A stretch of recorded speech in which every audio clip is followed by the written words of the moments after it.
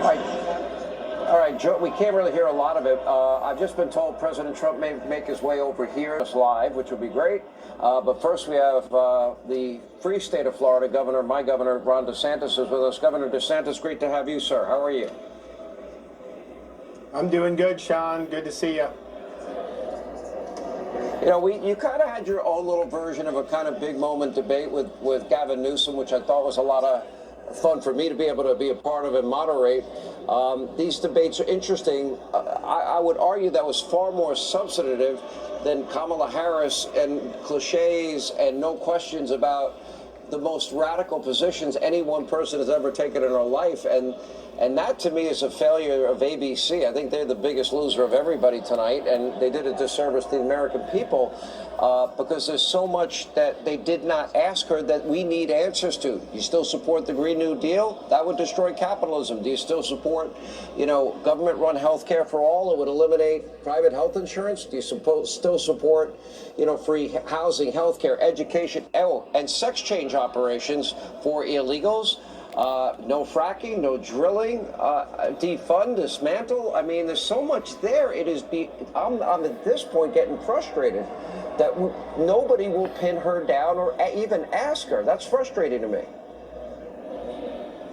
Well, right. I mean, there's different ways you can moderate. When CNN did the debate with Biden and Trump, I'll give Dana Bash and Tapper credit. They asked questions. They got out of the way. They were substantive.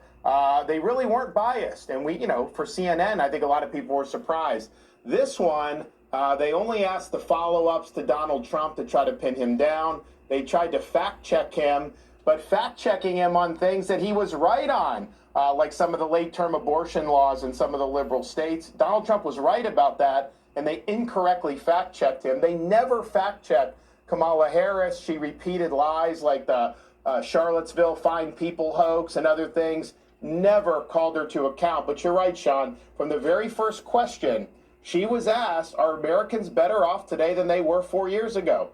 She did not answer the question. She started rambling on about growing up in a middle-class family, which I'm sure is nice, but that doesn't answer why you have been in power for 3.5 years and Americans are worse off. They did not pin her down and ask follow-up questions on all her flip-flops. She acts like she's always been a big supporter of fracking, never addressed her open borders past. And so, yes, it was a 3-on-1 debate. It was disappointing that she didn't have her feet held to the fire by the moderators. They went out of their way to try to do that to Donald Trump. But I think people that take away from this debate, even with all that, Donald Trump is the candidate that's going to change things.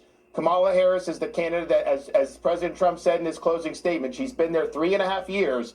Why hasn't she fixed any of these problems during that time? She does not have an answer to that question.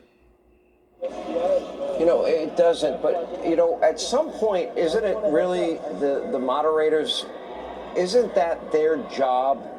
I mean, if you say you want a $93 trillion Green New Deal and you're going to eliminate the filibuster to pass it, shouldn't we ask that? If you want to mandate, government health care and eliminate private insurance, shouldn't that have come up in this debate? If you want sex change operations paid for by taxpayers for convicted criminals and illegal immigrants, don't you think that would come up in a debate? Yeah, well, it was all about looking at all this stuff through a left-of-center prism. So they were hitting Trump on, of course, January 6th. They were hitting Trump on some of his statements about holding people accountable. All these different things, that's right out of what a left-of-center person would do. They never hit her from the right. She took more liberal positions when she ran for president than Bernie Sanders did on a wide variety of issues. And yet they acted like that wasn't even worth bringing up, especially as she's trying to present herself to the American people as someone much different than the U.S. senator who took all those very left-wing positions, whether it's abolishing private health insurance, whether it's abolishing fracking, or whether it's paying for, with taxpayer dollars, as you mentioned, Sean, sex change operations for illegal aliens. You've got to be kidding me, and yet they never broach those subjects in a serious way. All right, Governor DeSantis, we appreciate you being with us. Joining us now is RNC co-chair Laura Trump. There is a chance, I think your father-in-law is making his way over here if he can get through the mob. Crazier things have happened, Sean, so we'll see, yes. We'll see. Yeah. Okay, you watched the debate. Let's get your overall view. Yeah, I mean, it was 3-on-1. It was sort of what we expected. Kamala Harris got up there. She lied. She brought up Project 2025, not just once, but multiple times, knowing full well that's something Donald Trump has disavowed. He says it had nothing to do with it. And unfortunately for the American people, I don't think there was anything they took away from this debate tonight that was substantive.